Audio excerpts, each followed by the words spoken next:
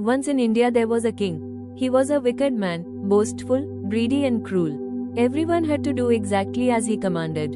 He even told his people that he was a god so that they had to worship him too. This king had a son called Prahlad, who was as kind as his father was cruel. He too believed that his father was a god. One day when Prahlad was walking in the countryside, he saw a woman on her knees. Her hands were clasped and her head bowed. She was praying, "Lord Vishnu, who takes away fear, I surrender to you, great Lord." Prahlad was angry. "Woman, why do you pray to the Lord Vishnu when you know that your king is God?" The woman turned her face to Prahlad. There were tears on her cheeks. "My kittens have fallen into the well," she said. "I am praying that they will be saved." As she spoke, a tiny meow sounded from the well. To Prahlad's astonishment, he saw a little paw clinging to its edge. Gently the woman picked up the kitten and put it down safely on the ground. Then they heard another meow, and another. One by one the kittens crawled out of the well. "My prayer has been answered," the woman cried joyfully and fell to her knees. As Prahlad made his way home, he thought about what had happened. "My father is not a god after all," he thought. "From this day forth I will worship Lord Vishnu." When his father learned this, he was very angry. "My son disobeys me. He must be punished." He called the guards. "Take my son and throw him off the tallest cliff in the land."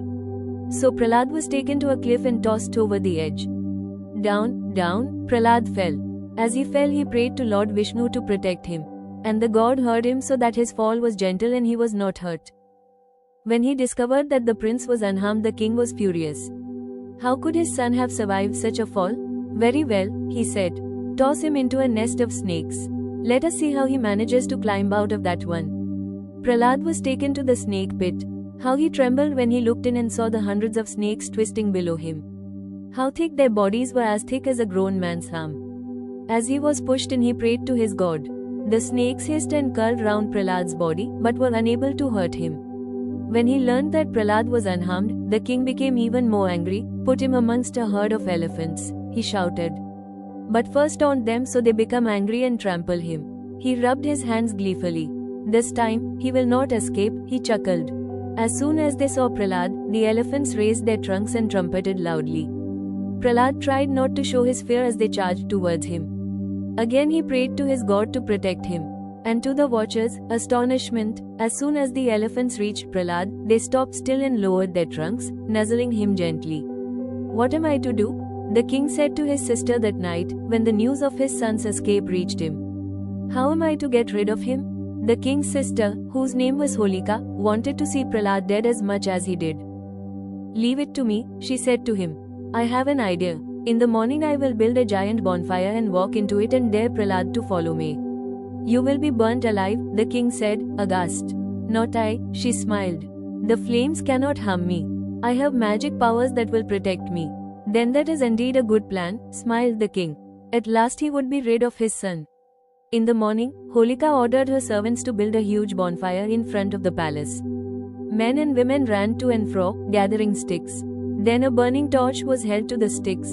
The sticks were very dry and the flames leapt up quickly. Soon a fire was burning merrily. It was so hot and burned so fiercely that no one dared stand close to it. As the flames leapt ever higher, Holika called Prahlad to her. "My boy," she said to him. She pointed to the bonfire. "Let us see who is the bravest. Show your courage one more time. Follow me into the fire." And with that Holika marched into the flames. Her magic powers kept her from being harmed. But now Lord Vishnu was watching over Prahlad, as he had done many times before. Praying to his god, Prahlad followed her into the fire. As the flames grew higher, Lord Vishnu took away Holika's magic powers and granted them to Prahlad instead. There was a sudden whoosh as the flames caught Holika. In a trice all that was left of her was a few glowing embers. But Prahlad stood in the midst of the fire, unharmed by the roaring flames. And to this day, at holy time, fires are lit, and as they look into the flickering flames, people remember the story of Holika and Prahlad and how good triumphs over evil.